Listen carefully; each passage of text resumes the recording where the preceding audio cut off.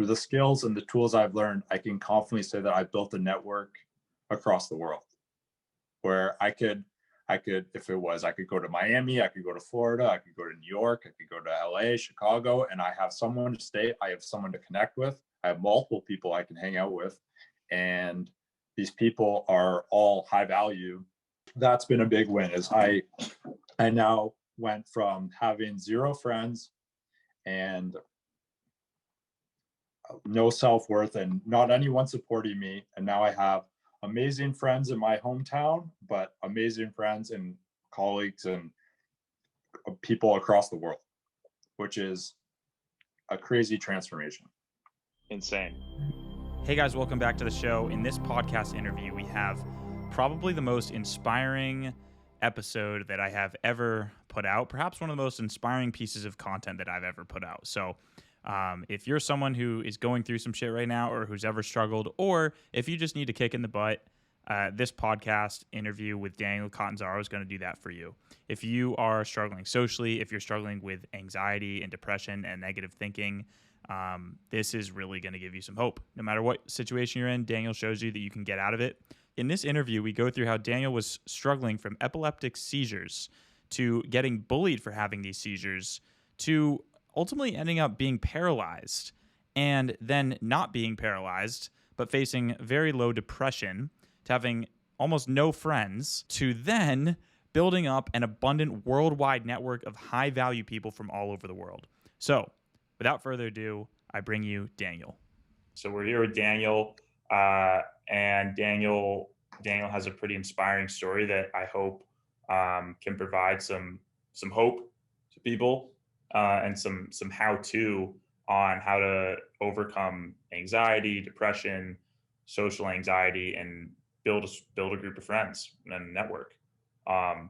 So let's dive into it right from the beginning. Daniel, take it away. All right. So where to begin? Going into high school, I was diagnosed with epilepsy, and I knew that was going to be difficult because just going to high school, you don't know many people, and all these different things were coming about medically for me. So I didn't have the best level of confidence and support around me. And then I was also at this time like 5'4" or something, 95 pounds with a chain on my neck. Like I wasn't the best. I was an easy target. So I had a lot of issues with bullying and my epilepsy. I was having seizures at the time during high school. So I kind of had the mentality that everyone was against me and everything was against me, that I was having all these issues brought upon medically that I couldn't control, and that on top of that I was being bullied for it, and I had no real support. So that lasted from grade 9 through grade 12 the whole time, and I was really struggling with that. I wasn't doing any of my assignments and schoolwork because in my head that was the least of my priorities. I was more trying to fit in and figure out why is all this happening to me.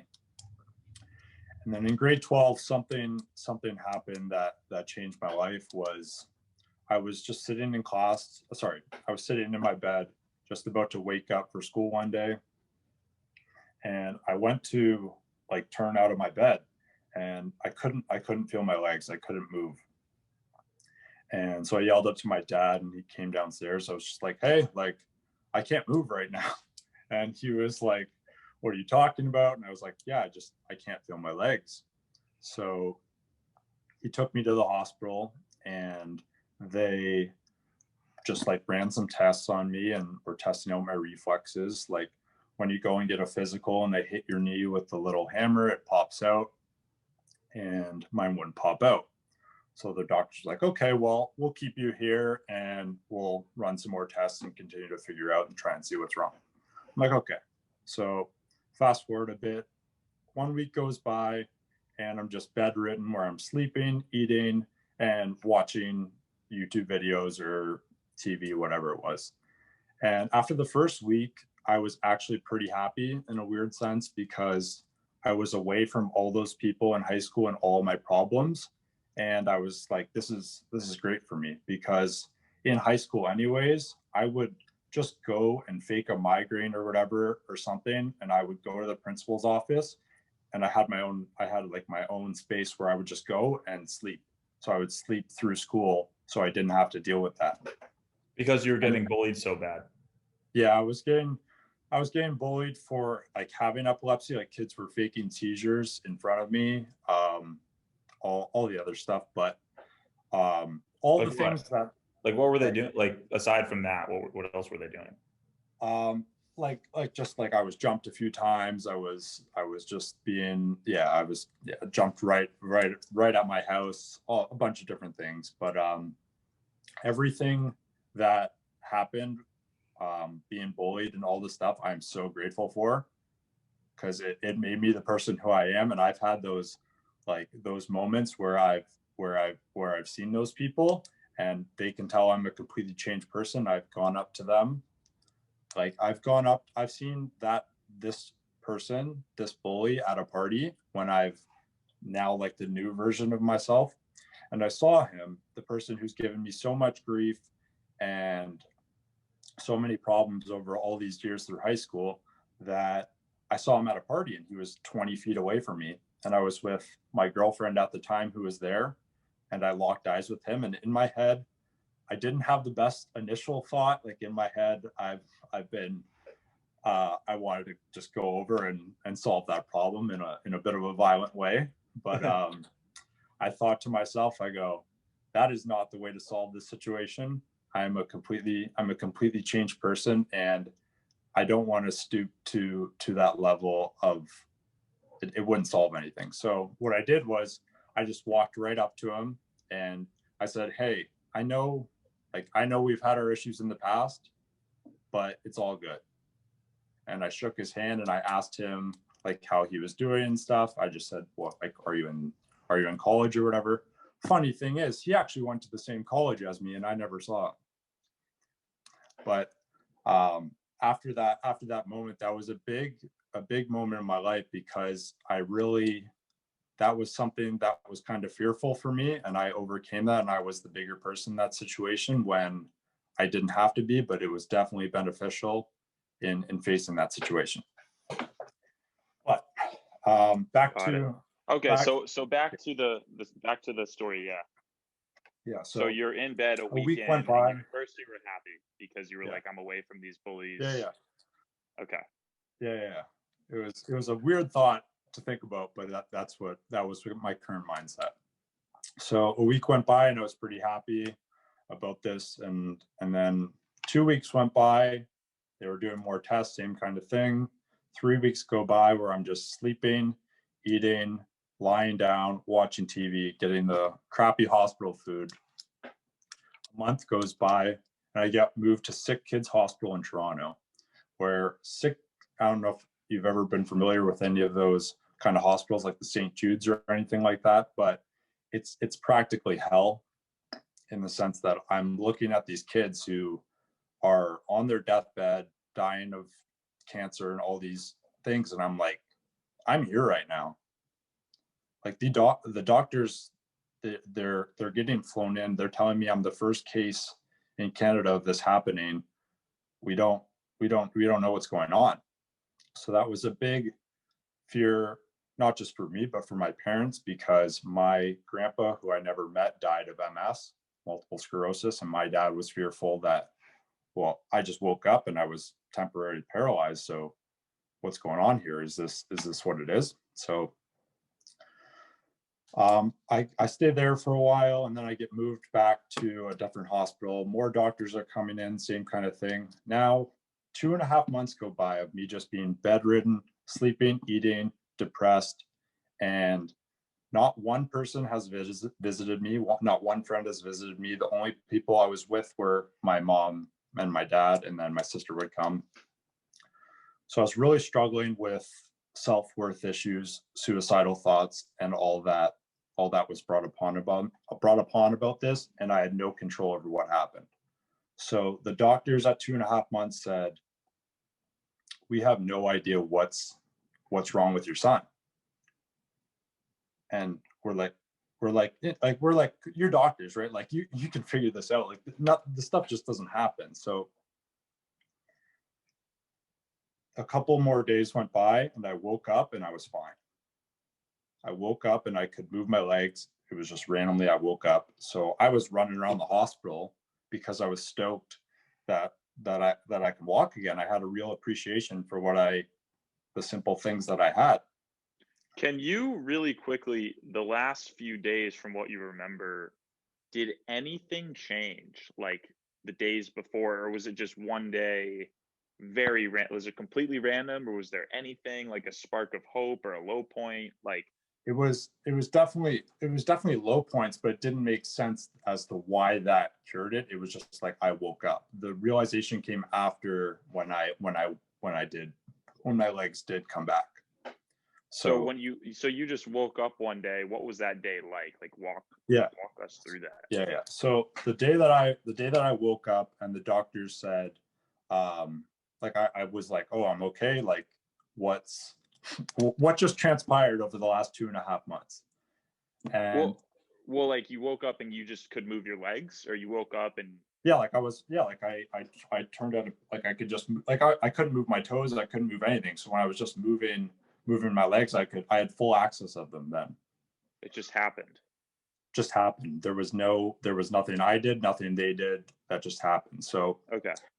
After that point, I kind of asked the doctors, I was like, all right, well, what just transpired? Right? Like what just happened? And they said, you have a conversion disorder. So naturally I asked and I Googled what's a conversion disorder. And it said a temporary paralysis or blindness that cannot be explained by medical evaluation. So I was like, great. Like, is this going to come back? And they were like, we don't know.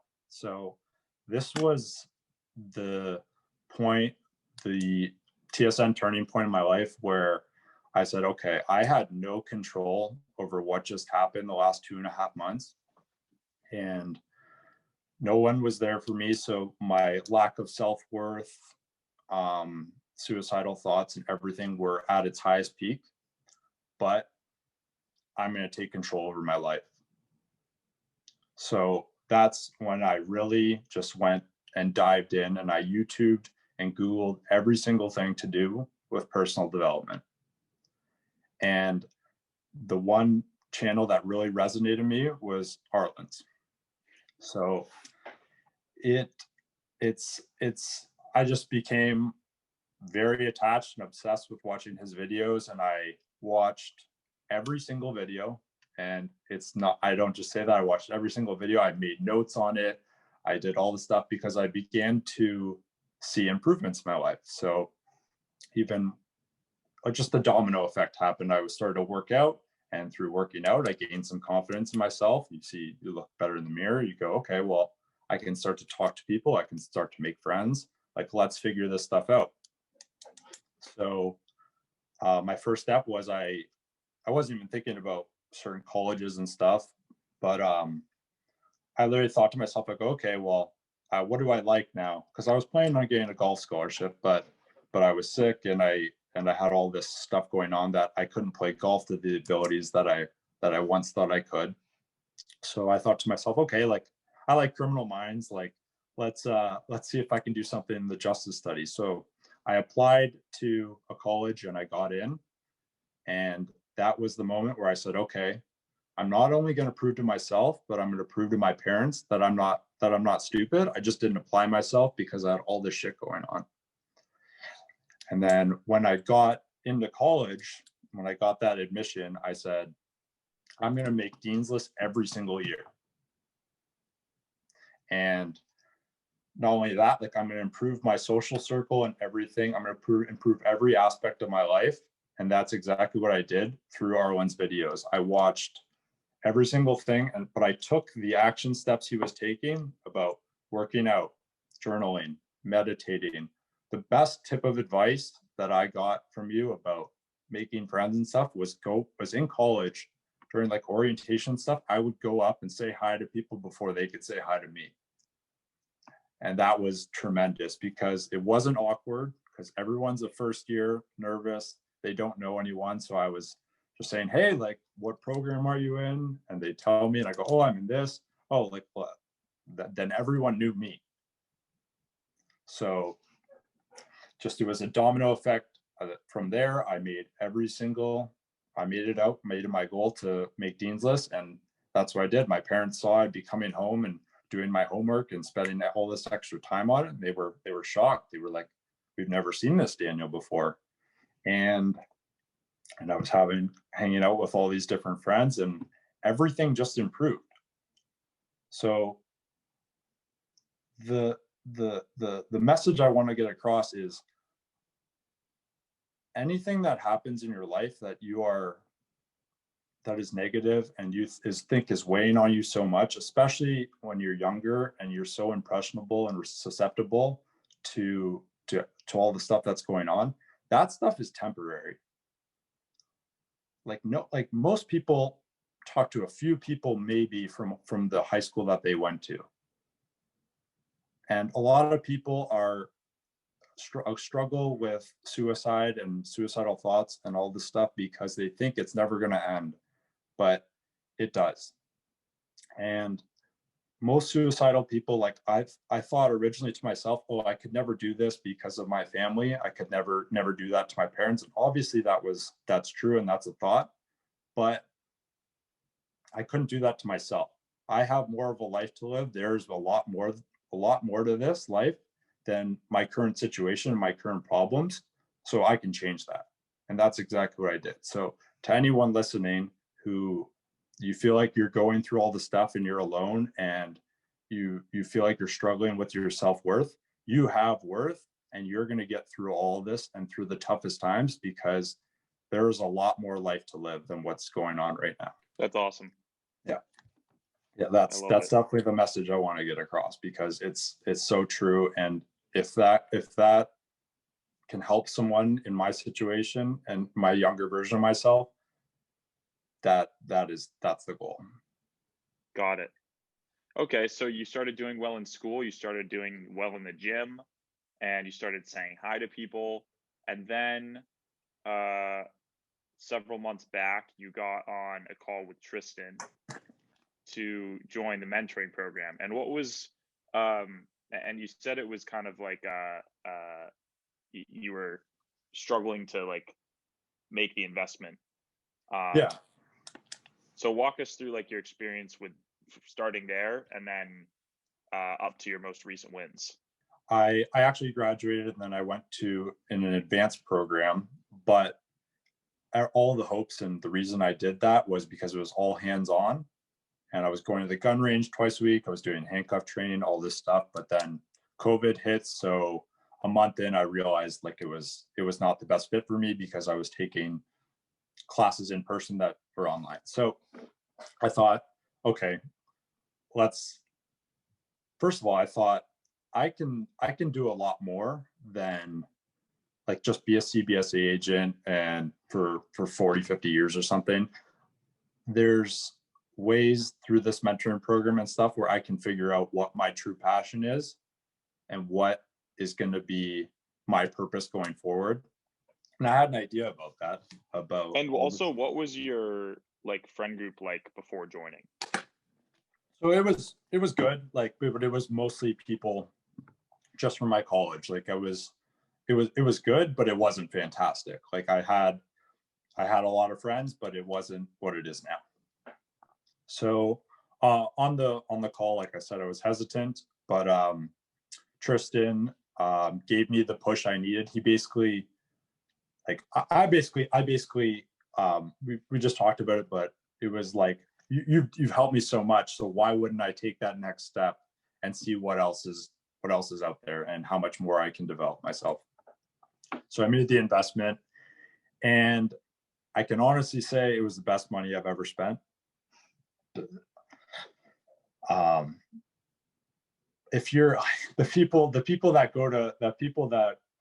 everyone goes to college, and if you're not a doctor, you're not trying to be a doctor or a lawyer, like you need to invest in yourself, because this is real world stuff you're going to learn. And it's not just going to class and copying stuff on a board. You are learning how to network, you're learning how to talk to people, you're learning how to improve your social skills, you're learning all this stuff, which is invaluable. So so I joined Arlen's program, and through that, I was not only on calls with Arlen and getting the value that he was giving to me, but I got access to a worldwide network with professional photographers, videographers, models, professional soccer players, you name it. They were all of access to me. So I reached out to them privately and talked and hopped on our own calls and built those connections and got to know all these people. And it was unbelievable that all these people, because all the people that are making the investments in themselves are shooting for the stars. They're shooting for a lot more, and it's a lot of different things, but it's the same thing. We all want the best for ourselves. And I actually made a vision board like 2 months before LA, and I put you on there and some other stuff. And then I got an email because we were on the calls, and I was pretty interactive on the calls, and we were building a relationship. And you messaged me saying, like, I'd like to have you in LA. I'm having this event. Will you come down? And that was amazing. Didn't think it was going to happen because I'm from Canada, and it was March, mid-pandemic, and my parents were definitely against it, and I had made up my mind on it. And then like 5 days before, I was like, I'm taking this opportunity. This is an opportunity of a lifetime. Like, the person who literally helped change my life is asking me to go to his mansion in the Hollywood Hills. I'm going. So like, what, like, come on. So, there was a lot of hoops I had to go through to travel during that time and getting all the tests and all that stuff. But I went, and I stayed in a $30 Airbnb thing with like 16 people that I didn't know, because it was 4 days beforehand, and my stuff could have been stolen. I had you stayed in one of those like bunk bed type things. Oh yeah, with four other people that I didn't know. So got it. Talk about application of the stuff you taught me. I was, as soon as I got into that room, the one dude was doing like a law of attraction podcast. And I was like, that's my in. I'm going to talk to this guy so I don't get my stuff stolen. And I was reading the 4 agreements, and he was talking about it on the call, the book. And I was like, this is crazy. So after that happened, I connected with a bunch of people from the program before the event at your house, and we all went to dinners, and we were just building upon those connections. And I was talking to all these people and had so much in common because it's all a similar mindset. We all have that mindset of we want to do better and we want to better our lives, and just connected on another level. And that's how I made the network. And then I did go to your house on the event day, and it was insane. And yeah, that day is unforgettable. Yeah, where I was just seeing all these faces and all these people who I were talking with online in person. So it was definitely different, and definitely obviously more of an experience, and it was unforgettable. And I saw you in your kitchen like 15 minutes in, and I was like, I'm going to talk to him. I'm going to take that opportunity. So that me and you had a conversation like this, a heart to heart in your kitchen. And it was very, I'll never forget it. And it was pretty much the highlight of my life. So happy, and I haven't had a seizure or any health issues in the last 4 years. That's amazing, dude. So you literally helped change and save my life. That's amazing. And then, moving forward. So now I can confidently say that I have, through the skills and the tools I've learned, I can confidently say that I built a network across the world, where I could, if it was, I could go to Miami, I could go to Florida, I could go to New York, I could go to LA, Chicago, and I have someone to stay, I have someone to connect with, I have multiple people I can hang out with, and these people are all high value. Where these, like, I had a few conversations when I was in LA with Donnie and some other JT and all these other people. Like, these relationships are going to compound. And we could be laughing about this moment at Arlen's in 3 years, thinking we all just flew out here and we all just joined this one thing. But we could be at one of our mansions laughing about this, or at a New York Knicks floor seat game going, remember that time when we were at Arlen's just connecting in first meeting? That's been a big win. Is I now went from having 0 friends and no self-worth and not anyone supporting me, and now I have amazing friends in my hometown, but amazing friends and colleagues and people across the world, which is a crazy transformation. Insane. And so we talked about obviously the network you get access to when you join and how you've developed that. But I want to talk more recently, because I know you've been taking more action recently on within your town. So that's partly, what I teach too. Obviously, I think joining the program just for the network in the group is worth it. But obviously the system teaches you how to build it in your town. So walk us through how you've been able to do that. Yeah. So there's a lot of things that I've learned from you, but one of the best things I've learned is about giving people value and not asking for anything in return. And especially, like, even if it's just, it doesn't even have to be something monetary. You don't have to pay for someone's drinks or whatever, pay for whatever. You could just be of good energy. Like so what I would do is I would just show people that, like, they want to be around me, right? Like I'm uplifting them and complimenting them and all this stuff. But one of the key things I did was I would just have people over on a consistent basis. Hold on. Sorry to interrupt you, Daniel. I want to provide I think the questions I ask will provide like a structured approach to how someone can duplicate your results. So step one, like, what types of people were you looking to get into your social circle? Yeah. So the biggest part was defining who I actually want in my circle.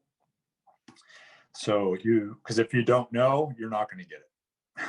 Right. So I wrote down exactly the type of people I want in my social circle, and I don't have all those people, but I'm working my way and I'm going to get there. So one of the things I did was hosting like weekly events. So I would have. Well, so exactly what types of people are you looking to attract? Attractive girls, high value guys. So guys that are actually doing something that I see myself either doing in the future or I want to be around. So if it's photographers, videographers, models, etc., people with clothing brands, all that stuff. So okay.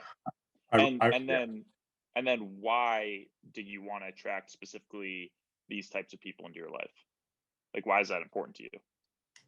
It's important to me because, like, the saying, like, you are the 5 people, you are the you are the sum of the 5 people you hang around most. So if you hang around with 5 people who are drinking and sitting down all day, you're going to be the 6th. But if you hang out with 5 people who have this driven, passionate mindset, you're going to be the 6th. Got it. Like, and why the desire to be driven and passionate and successful? Because I know where I was and the growth that I've made from there. I want to help and inspire and change the lives of my younger self. I want to be the person who I needed when I was younger, who you were for me to other people. Amazing. So it definitely comes from that. Okay. All right. Awesome. So now we know what you want. We know why you want it.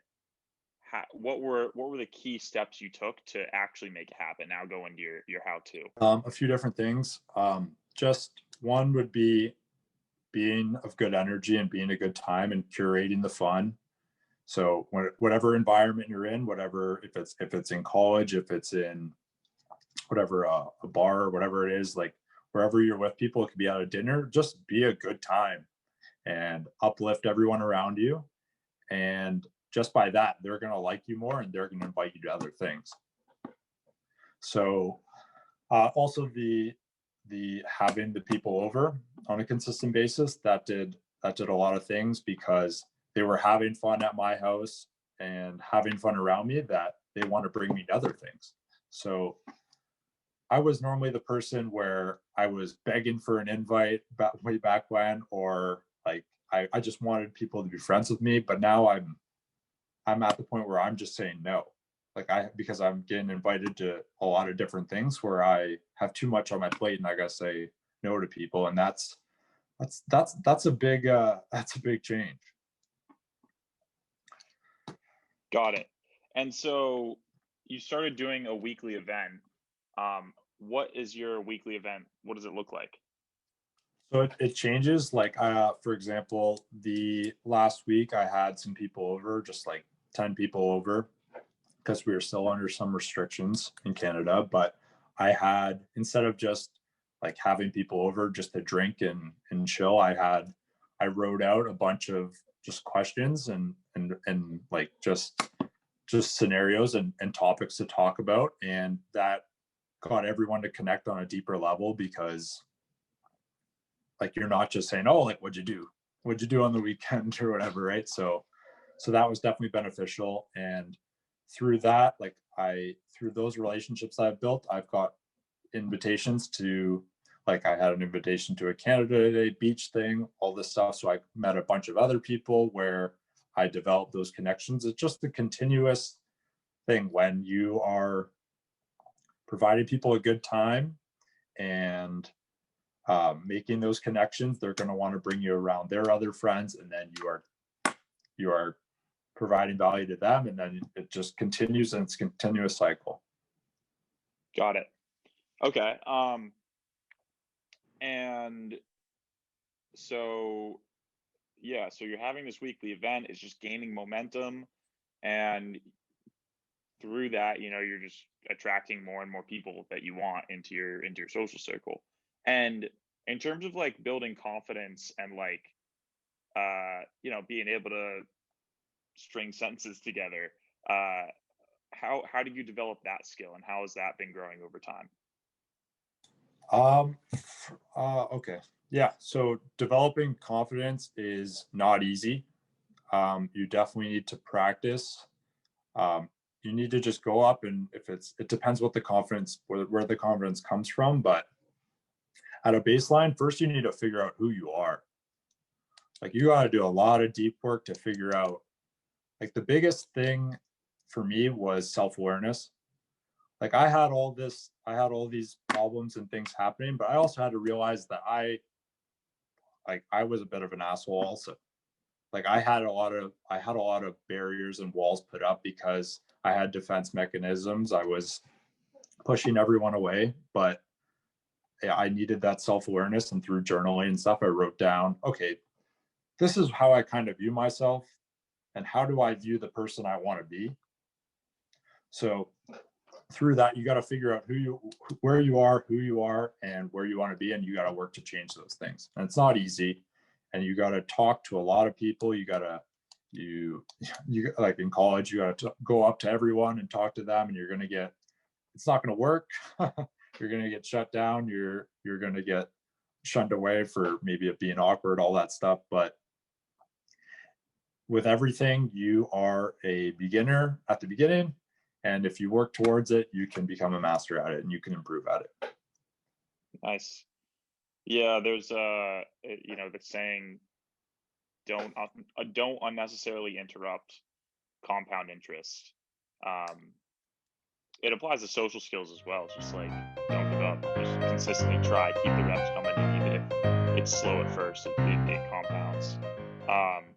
Awesome. Yeah, I think all those tips are really helpful, Daniel.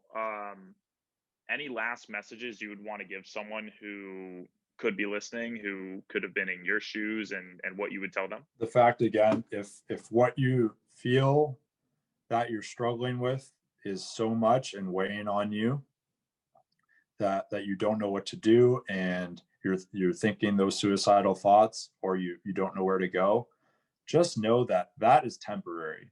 all the crap you're going through, all the shit you're going through is temporary, and you can change your life. Love it. All right. Well, thank you so much, Daniel. Thanks for coming on. Where can people reach out to you at? Just my Instagram right now, just daniel.catanzaro.